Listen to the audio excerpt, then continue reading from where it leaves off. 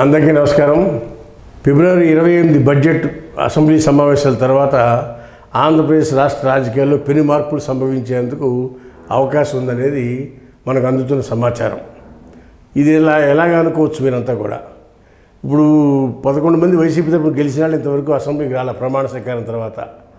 వాళ్ళందరూ 60 రోజుల పాటు కంటిన్యూగా సమావేశాలకు రాకపోతే అసెంబ్లీ లెజిస్లేటివ్ మెంబర్షిప్ రద్దు అయిపోతుంది అనేది ఈ స్పీకరు, డిప్యూటీ స్పీకరు రోజు వెలుగెత్తి చెప్తా ఉన్నారు.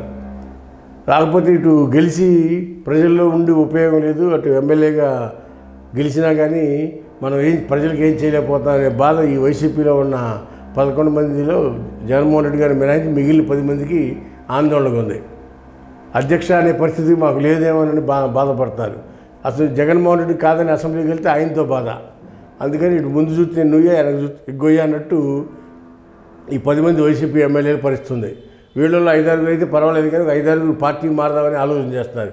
మారదామంటే తెలుగుదేశం వాళ్ళు చేర్చుకోవట్లా, జనసేనలో చేర్చుకోవట్లా. ఏం చేయాలో అర్థం కాక ఆందోళన పడుతున్నారు. బడ్జెట్ సమావేశాలు అయినాక వీళ్ళంతా కూడా ఇళ్లలో ఒక 5-6 కొత్త వాళ్ళు ఉన్నారు. వీళ్ళు ఏదో రూపంగా కార్యరూపం తీసుకుని అవసరమైతే బీజేపీకైనా సరే వెళ్ళి జారీ కూటమిలో ఎలాగోలా భాగస్వామ్యం అవ్వాలని ఆలోచన చేస్తున్నట్టు మనకు అందుతున్న సమాచారం. ఇకపోతే రాజ్యసభ మెంబర్ 11లో 4 వెళ్ళిపోయారు. ఇంకా 2 కూడా బీజేపీలో చేరతారనేది మనకు అందుతున్న సమాచారం. ఇది కూడా ఈ అసెంబ్లీ బడ్జెట్ సమావేశాలు ఫిబ్రవరి 28 నుంచి బడ్జెట్ సమావేశాలు ఉన్నాయి. ఆ సమావేశాలు అయినాక ఉన్న 7 కూడా ఇంకో 2 మెంబర్లు బీజేపీ కూటికి చేరొచ్చని, ఒక ఎమ్మెల్యే ఒక ఎంపీ గారు అయితే రాజీనామా చేయొచ్చని మనకి అందుతున్న సమాచారం. వేచి చూద్దాం.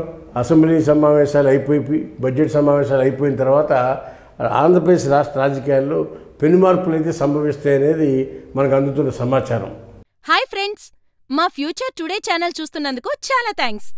మరిన్ని లేటెస్ట్ వీడియోస్ కోసం వెంటనే సబ్స్క్రైబ్ చేయండి. అలాగే ఈ బెల్ని కూడా రింగ్ చేసేయండి.